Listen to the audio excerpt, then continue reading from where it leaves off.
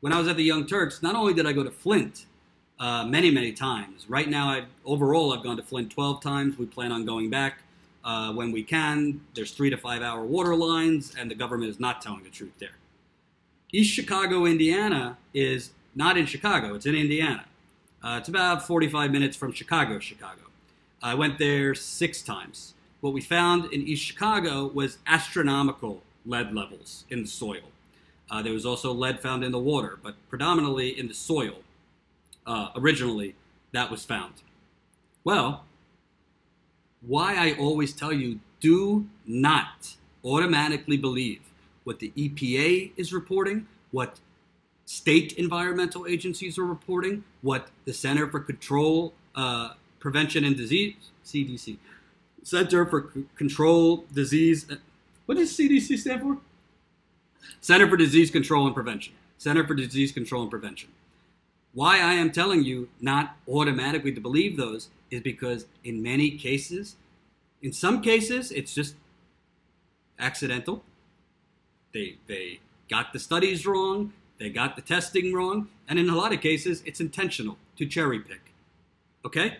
So, East Chicago, Indiana, there was a housing complex. And by the way, this is important not just if you live in East Chicago, Indiana. This is important wherever the heck you live in the United Corporations of America. We're going to make shirts for that too. United Corporations of America. Yeah. With the corporations crossed out. After we get a trademark. You got to get trademarks for these things. It's insane. So, why this is important is because your water utilities, your environmental agencies in your city, in your state, are tasked with checking for lead and arsenic and cancer-causing chemicals. They're not doing a good job, and they are reporting what they find. And in most cases, they're finding, oh, the levels are fine. Well, East Chicago, Indiana, West Calumet Complex was a government housing complex. Predominantly black people lived in the West Calumet Complex. It was built on top of a lead smelting plant. Okay? So kids were playing on a playground, and kids were playing in this complex for decades. With, as they found in 2016, 212 times the allowable limit for soil, for lead in soil. When I was in East Chicago, Indiana, August 2016, I asked an EPA official on camera, this is when I was at the Young Turks, have you checked the water? They said, oh no, this isn't a water issue. This isn't Flint, not a water issue. Well, 4 months later, they found lead in the water in East Chicago. Well, now there's a new report. Headline: 7 years later, new study shows East Chicago kids were exposed to more lead because of a flawed government report. And that picture is the West Calumet Complex. One more time. 7 years later, new study shows East Chicago kids were exposed to more lead because of a flawed government report. So before I read the story, why this is important, I'm always going to try to make it bigger picture. We're going to cover a lot of local issues, but why is this important? Because the flawed government report that I'm about to read to you, this kind of stuff is happening all over the United States. You have environmental agencies. You have federal environmental agencies and state environmental agencies and local municipality environmental agencies that are trying. Their mandate is to find levels that will not cause a red regulatory flag, that will not cause them to have to spend money on fixing a contamination problem. This is from the Chicago Tribune, folks. And this shows you that when government agencies report findings, it doesn't automatically mean they're telling the truth or they're right. Okay, after federal officials assessed potential health hazards in East Chicago 7 years ago, they declared young children could play safely in neighborhoods built on or near former industrial sites contaminated with brain-damaging lead. By the way, Chicago Tribune always uses the phrase brain-damaging lead. Lead isn't exclusively brain-damaging. It can damage your brain. It can also damage your liver, your kidneys, your lungs, and a lot of other organs, which I have found in Flint and East Chicago. So although it's true with brain-damaging lead, lead is a heavy metal toxin that could give you cancer. Lead is not just a brain-damaging lead. Okay? So just fact-checking the Chicago Tribune there. Now, the same government agency confirms it woefully misled parents and city officials. Kids living in 2 of the contaminated neighborhoods actually were nearly 3 times more likely to suffer lead poisoning during the past decade than if they lived in other parts of the heavily industrialized Northwest Indiana city, according to a report unveiled last week by an arm of the U.S. Centers for Disease Control and Prevention. Written in dry bureaucratic language, the mea culpa is the latest acknowledgement that federal and state officials repeatedly failed to protect residents in the low-income, predominantly Hispanic and African American city. Keyword, predominantly Hispanic and African American city. You're starting to sense a pattern here, folks? Starting to sense a pattern. The majority of places you see environmental contamination, there's a reason they call this environmental racism. And by the way, middle class to poor white people are experiencing it too now, because water doesn't really have a bigotry bias. But the United States government and the industrial boom did build a whole lot of poor housing where industrial corporate polluters polluted the hell out of those environments. As I continue.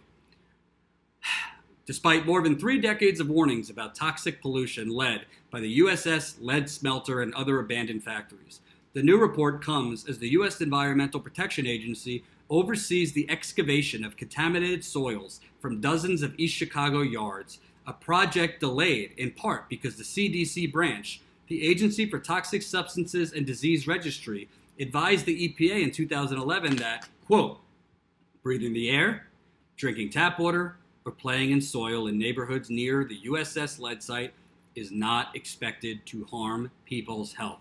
Reminder, folks, in 2016, they found lead levels in the soil in this one government housing complex at 212 times the, quote, allowable limit for lead in soil. Well, just 5 years before then, the CDC said breathing the air, drinking the water, or playing in soil in neighborhoods near the USS lead site is not expected to harm people's health. That is worse than woefully wrong. Children get brain damage. Children have got autism. Adults and children have got autoimmune issues. Adults and children. More adults have gotten cancer. Most of my East Chicago reporting is on my former network. If you want to see those interviews, I will be doing more East Chicago reporting as we get funding. 5 years makes a big difference. Excuse me, it's not 5 years. 2011, this report came out. It's coming out now, so that's 7 years. 7 years later, they're saying, oh, oops, we were wrong. Well, how many children were poisoned? How many children have autoimmune issues? How many children have brain damage? How many adults? I remember interviewing Keisha Daniels. Keisha Daniels. The last time I interviewed her, she was 40. I don't know how old she is now. At 29 years old. At 29 years old. Lance, $2. Thank you very much. $1 from me and $1 from the Feminist News Network. Love me, the Feminist News Network. How Keisha Daniels was 29 years old when she had to get a hysterectomy. You know, when she got that hysterectomy? 1 year after moving into the West Calumet housing complex. Her youngest son, learning disabilities and behavioral problems, was born when she lived in the West Calumet complex. Others I have interviewed there. Severe autoimmune issues, not only in that complex, but throughout East Chicago. People living in houses, not government housing complexes.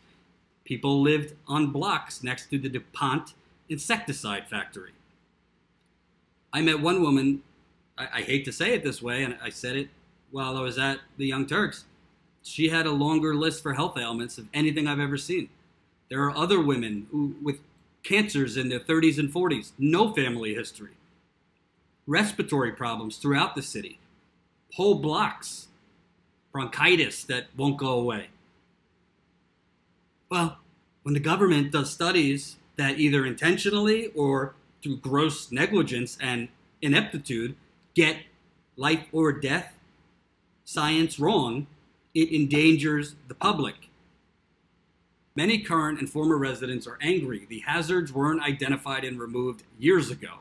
Some had no idea they were living on toxic land until East Chicago's mayor ordered the 2016 evacuation of the former West Calumet housing complex built on the grounds of another lead smelter. I'm about to read to you a quote from the young woman, now 40, I believe, that Akeisha Daniels, who had to have a hysterectomy at age 29. Quote, "Nobody ever told us about lead," Akeisha Daniels said, a lifelong city resident who moved into the taxpayer-funded complex a month after her now 14-year-old son was born. "It's been 2 years since they forced us to move, and we still haven't gotten our questions answered."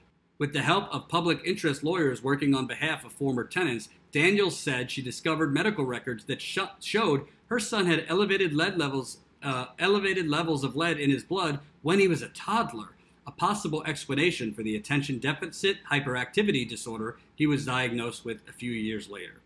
The EPA found lead levels in Daniels' apartment as high as 32,000 parts per million, 80 times the federal safety limit for areas where children play. Again, she lived in that complex. Lead is unsafe to consume at any level, according to the EPA and CDC. Ingesting tiny concentrations can permanently damage the developing brains of children and contribute to heart disease, kidney failure, and other health problems later in life. A recent peer-reviewed study estimated more than 400,000 deaths a year in the U.S. are linked to lead exposure, of 18% of all deaths.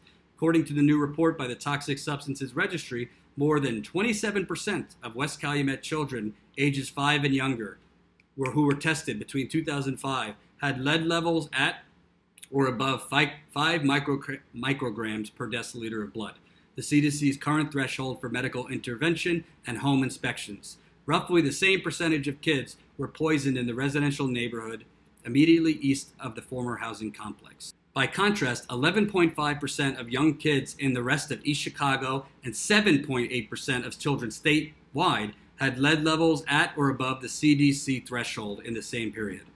According to the report, following the infamous public health disaster in Flint, Michigan, where actions by state-appointed officials triggered alarming lead levels in drinking water, about 4.9% of children tested there at high lead levels. Federal health officials based their flawed 2011 assessment of East Chicago on lead poisoning rates throughout the city rather than data from specific neighborhoods targeted by the EPA's Superfund program for highly contaminated industrial sites. So let me correct the Chicago Tribune, who just wrote, frankly, a nonsense sentence. You're not reporting by just reporting what they're telling you was the reason they got these numbers wrong. So when they say federal health officials based their flawed 2011 assessment of East Chicago on lead poisoning rates throughout the city rather than data from specific neighborhoods targeted by the EPA Superfund program, that's what the CDC is telling as the cover story. What this actually is, folks, is called government, environmental, or health agencies cherry-picking data, cherry-picking science, offering broad generalizations when doing a very, very narrow or selective sample size. That's what's been going on in Flint, and that's what just went on in East Chicago. It wasn't some, innocent mistake. We looked at the entire city instead of these complexes and these Superfund sites that we knew were at much greater risk than other areas because they were built on top of lead plants or next to a DuPont insecticide factory. So the Chicago Tribune here, I'm glad they're covering it, but you're just regurgitating what the CDC is telling you as this is why we made an innocent mistake. What do you think the people are morons? That's a really big innocent mistake to make, which is why, based on my previous reporting and somewhat expertise on these issues, I'm telling you, I don't think it was just, oh, we looked at the entire city instead of these industrial Superfund sites. I wasn't born yesterday, and I don't think my viewers or readers were born yesterday. And if you were, it's pretty impressive that you're watching YouTube or Facebook. And I also want to tell you an insane number, and you can find this in my book. Again, I just released the chapter on East Chicago today. It's chapter 12 of Corporate Con Job. If you're not familiar, Corporate Con Job is my real-time, we're releasing it chapter by chapter book. Mostly the part one, we will have more than one part. Part one is about my reporting while I was at the Young Turks, the campaign trail, Standing Rock, Flint, East Chicago, disappearing middle class, election night. It's damn good, and you can get it if you become a Patreon at patreon.com/Jordan Chariton, access to each chapter. In chapter 12, which we just released today, this is insane. I report the state of Indiana's infant mortality rate is 7.3 per 1,000 live births. So per a little over 7 births, per 1,000 live births, 7 people die, 7 babies die. East Chicago, Indiana's is 16.3. 7.3 infant mortality rate out of 1,000 live births. East Chicago, 16 babies die out of 1,000 born. 16 babies die out of 1,000 born. You want to know? East Chicago, Indiana, 16.3 infant mortality rate. Want to know what that's comparable to? Zimbabwe. Do you think Zimbabwe when you think about infant mortality rate in America? Nope. You can find that and a lot more behind the scenes in my book, Corporate Con Job, which can be found patreon.com/Jordan Chariton Reports.